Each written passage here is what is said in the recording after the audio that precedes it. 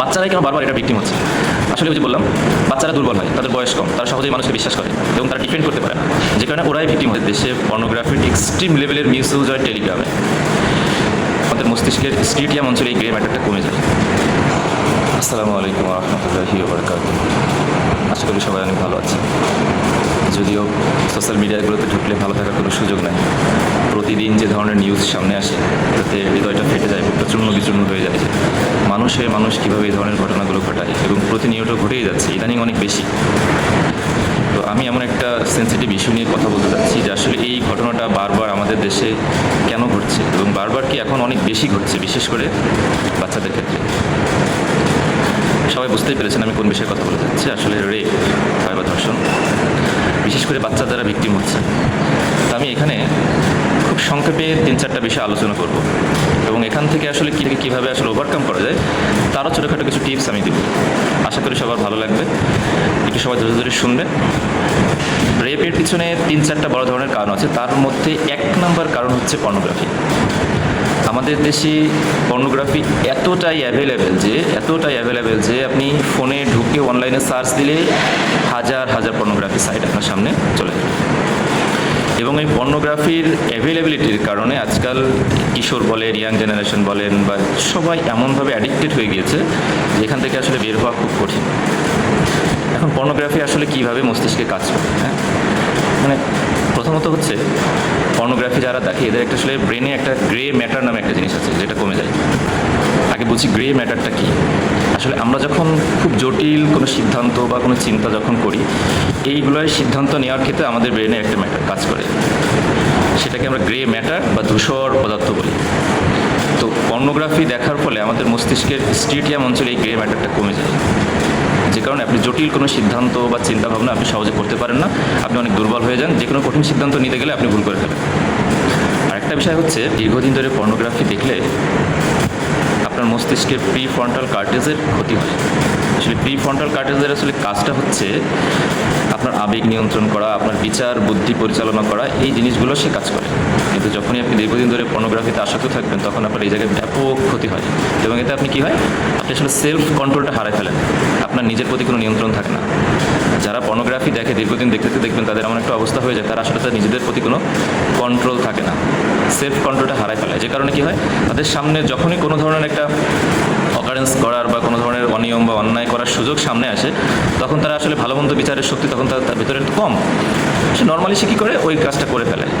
এই কাজটা করলে তার কনসিকুয়েন্সটা কী হবে সেটা যে ভাবতে হবে, ওই সাথে আমার কী হতে পারে এটা যে সে ভাববে, কারণ তার তো ওইটা অলরেডি আগে থেকেই তার ভিতরে ওই নিয়ন্ত্রণটা নাই এবং এটার ক্ষতি হয়েছে শুধুমাত্র পর্নোগ্রাফি দেখার জন্য। পর্নোগ্রাফিতে সবচেয়ে বেশি ক্ষতি করছে টেলিগ্রাম। আমি একটু খোঁজ নিয়ে দেখেছি আমাদের দেশে পর্নোগ্রাফির এক্সট্রিম লেভেলের মিসইউজ হয় টেলিগ্রামে। নর্মালি অনলাইনে কোনো চাইল্ড পর্ন বা চাইল্ড এগুলো পাওয়া যায় না, কিন্তু টেলিগ্রামে হাজার হাজার চাইল্ড পর্ন বা চাইল্ড সেক্স অ্যাভেলেবেল। আপনি 500 টাকা দিলেই হাজার হাজার ভিডিও আপনার কাছে চলে আসবে এবং এটা টেলিগ্রামে হয়। আমাদের দেশে টেলিগ্রাম সাইটটা একদম কমপ্লিটলি শাটডাউন করে দেওয়া উচিত। কারণ হচ্ছে যখন কোনো মানুষ বা কোনো কিশোর বা কোনো অ্যাডাল্ট যখন টেলিগ্রামে একটা চাইল্ড সেক্স দেখতেছে তখন তার মনে হচ্ছে সে দেখতেছে খুব স্বাভাবিক হয়েছে 3 বছর 5 বছর 7 বছরের একটা বাচ্চা অনায়াসে সেক্স করতেছে, তার কোনো সমস্যা হচ্ছে না। সে তখন তার সামনে যখনই একটা ওই ধরনের বাচ্চা আসে ওই বয়সে, সে তখন ওই চিন্তা তার মাথায় চলেছে। আমি তো এরকম দেখেছিলাম ফোনে, কিছুই তো হবে না, ঠিক আছে আমি একটা চান্স নিয়ে দেখি। কারণ তার ভেতরে সবসময় কাজ করে যে আমি কখন ওই সুযোগটা পাবো। যে কারণে সে কী করে, আর আমি তো আগে থেকেই বললাম যে তাদের আসলে নিজেদের আত্মনিয়ন্ত্রণ বা সেলফ কন্ট্রোলটা থাকে না।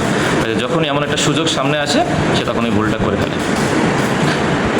এরপরে আসেন আসলে 2 নম্বর কারণ হচ্ছে বিচারহীনতার যে সংস্কৃতি আমাদের দেশে দীর্ঘদিন ধরে চালু আছে। বর্তমান সময়ে যে ঘটনাগুলো ঘটতেছে সারা দেশে, এটা হচ্ছে তার চূড়ান্ত একটা বহিঃপ্রকাশ। আপনি দেখবেন রামিসার যে ঘটনাটা এখন অনলাইনে তোলপাড়, রামিসার যে হত্যাকারী সে গতকাল কিন্তু তার স্বীকারোক্তি দিয়েছে, তারপরেও এই মামলা নিষ্পত্তি হতে সময় লাগবে অন্তত 2 বছর। আপনি লিখে রাখেন, এর আগে হবে না। কিন্তু আসলে কী করা উচিত ছিল, সে যখন স্বীকারোক্তি দিয়েছে সেই ঘটনা ঘটিয়েছে, তাকে প্রকাশ্যে দিয়ে বলে হয় গুলি করা, শিরোচ্ছেদ করা, ফাঁসি দিয়ে মেরে ফেলা উচিত ছিল। তাহলে কিন্তু এই ঘটনার পুনরাবৃত্তি অন্তত করতে গেলে মানুষ 5 বার ভাবত, কিন্তু আমাদের সেই সংস্কৃতি নাই। 3 নম্বরে হচ্ছে পারিবারিক শিক্ষা। আমাদের পরিবারগুলো থেকে আসলে যথাযথভাবে ছোটোবেলা থেকেই সেই শিক্ষাগুলো দেওয়া হয় না। এর পেছনে কারণ হচ্ছে বাবা মারাই জানে না। বাবা মার পেছনে যদি বাবা মার মধ্যে যদি সঠিক শিক্ষা না থাকে তাহলে ছেলে মেয়েরা কখনোই তাদের কাছ থেকে সঠিক শিক্ষা পাবে না। আপনি এটা খেয়াল করে দেখবেন 99% ক্ষেত্রে যেই পরিবারে দেখবেন বাবা সিগারেট খায়, ওই পরিবারের ছেলেরা বড় হয়ে বা মেয়েরা বড় হয়ে ইয়াবা খাবে, গাঁজা খাবে, মদ খাবে, স্বাভাবিক। কিন্তু যেই ফ্যামিলিতে দেখবেন বাবা কখনোই সিগারেট ধরেনি, কোনো স্মোকিংয়ের মধ্যে নাই, ওই পরিবারের ছেলেরা কখনোই স্মোকিং করে না। আবার দেখবেন যদি কোনো পরিবারের বাবা মা নামাজি হয়, তাহলে বাচ্চারাও নামাজি হয়। তো এটা আসলে পরিবার থেকে আসে, এই নৈতিক মূল্যবোধ, নৈতিকতা, মোরালিটি, হিউম্যানিটি, এগুলো সব ফ্যামিলি থেকে আসে। তো পরিবারে যদি এগুলো না থাকে তাহলে বাচ্চারা এগুলো পাবে না। 4 নম্বর কারণ হচ্ছে মাদকাসক্তি। গ্রাম অঞ্চলগুলোতে আমি যখন গিয়েছি আমাদের এলাকায় দেখি 10 বছরের বাচ্চা থেকে শুরু করে 40-50 বছরের বুড়া পর্যন্ত ড্রাগে এমনভাবে অ্যাডিক্টেড। এখন তো আর গ্রামে খেলাধুলা হয় না, এখন অধিকাংশই ছেলেরা ড্রাগ নিয়ে পড়ে আছে। ড্রাগ হয় ইয়াবা খাচ্ছে অথবা গাঁজা খাচ্ছে, কোনো না কোনোভাবে তারা অ্যাডিক্টেড। এখন আর খেলাধুলায় কেউ সময় দেয় না। তা আপনি যখন মাদকাসক্ত হয়ে যাবেন তখন আপনার নিজের প্রতি নিয়ন্ত্রণ থাকবে না। এটা স্বাভাবিক, আমরা সবাই জানি যে যারা মাদকাসক্ত এদের প্রতি নিজেদের প্রতি কখনো আসলে নিয়ন্ত্রণ থাকে না। এখন আসেন, বাচ্চারাই কেন বারবার এটা ভিকটিম হচ্ছে? আসলে ওই যে বললাম, বাচ্চারা দুর্বল হয়, তাদের বয়স কম, তারা সহজেই মানুষকে বিশ্বাস করে এবং তারা ডিফেন্ড করতে পারে না, যে কারণে ওরাই ভিকটিম হচ্ছে। আর বড়দের তো সহজে ভিকটিম করতে পারে না, কারণ তারা ডিফেন্ড করতে পারে, তারা সব কিছু বোঝে, মানুষকে তারা চোখ দেখে বুঝতে পারবে, বা তারা তখন চারপাশের অবস্থা দেখে সচেতন। সহজেই তাদেরকে আসলে ভিকটিম বানানো যায় না, কিন্তু বাচ্চারা তো এত বোঝে না। আজ টেলিগ্রামের কথা বললাম, টেলিগ্রামে অ্যাভেইলেবল চাইল্ড পর্ন পাওয়া যায়, যেটা দেখে এই যারা রেপিস্ট, যারা এই ধরনের ঘটনাগুলো ঘটায়, ম্যাক্সিমাম দেখবেন টেলিগ্রামে তারা আসক্ত, টেলিগ্রামে পর্নোগ্রাফি দেখে আসক্ত। তাদের ভেতরে ওইটাই কাজ করে। আমি তো দেখেছি, এটা একটা বাচ্চা, তার তো কিছু হয় না, সহজেই এইগুলো কাজগুলো করে। তখন সে নিজেও, তার সামনে যখন একটা বাচ্চা আসে তখন চিন্তা করবো, তো আমি তো দেখেছি বাচ্চাদের সমস্যা হয় না, তখন সে নিজেই আসলে এই কাজগুলো করে ফেলে। এখন আসেন আসলে এখান থেকে কীভাবে আমরা নিজেদেরকে ওভারকাম করব। আমি যে প্রধান 3টা কারণ বললাম, পর্নোগ্রাফি, বিচারহীনতা আর হচ্ছে মাদক, এই 3টাকে অবশ্যই নিয়ন্ত্রণ করতে হবে সরকারিভাবে।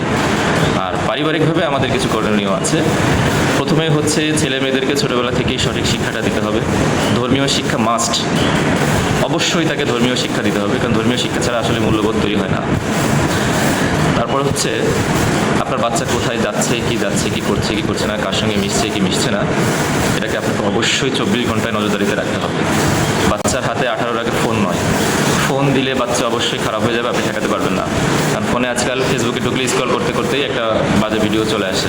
আপনার বাচ্চা একবার দেখলেই তার ব্রেনে কাজ করবে, কী দেখলাম, আবার দেখতে চাই, আসলে এটা কী, তখন সেটা আবার দেখবে। বাচ্চাদের হাতে ফোন দিবেন না।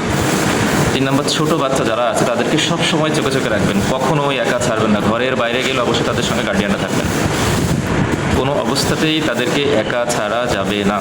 সারাক্ষণ তাদের সঙ্গে থাকবেন, যে কোনো জায়গায় নিয়ে গেলে স্কুলে নিয়ে যাবেন, সঙ্গে করে নিয়ে আসবেন, কিন্তু কখনোই একা ছাড়বেন না।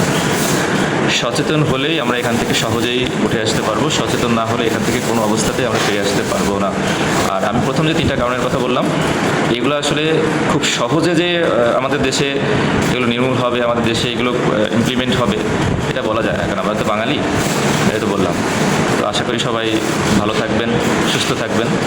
আমার ভিডিওটা যদি ভালো লাগে, ইনফরমেশনগুলো যদি তথ্যবহুল মনে হয়, কারো যদি উপকৃত হবে মনে করেন, তাহলে শেয়ার করবেন, সকলের কাছে জানার সুযোগ করে দেবেন সকলকে। ধন্যবাদ।